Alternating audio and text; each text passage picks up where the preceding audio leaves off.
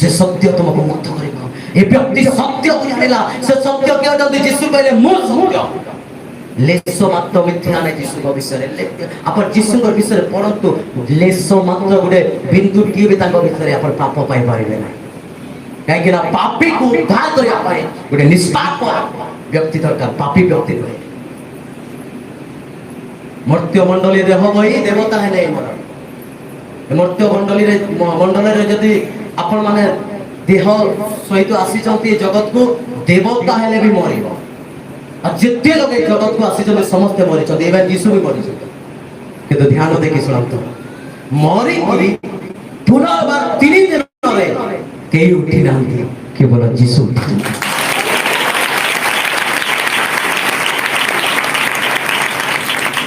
सेति भाई यीशु कहले मु पुनरुत्थान मु जीवन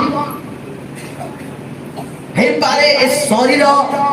जो धारण करी आसी जे शरीर रे समस्त मानव जातिर पाप को मु नेबी सेति भाई मते मृत्यु को सहबा को पड़िबो मोर पाप पाई मु मरिबि नै लोक मान को पाप पाई यीशु मृत्यु बड़ करले बलिदान दिले यीशु को मृत्यु विषय रे लिखा छै से बलिदान दिले हमको पाप पाई किंतु मृत्यु के ताको रखि पाला नै काहे कि ना से धार्मिक ईश्वर अटंती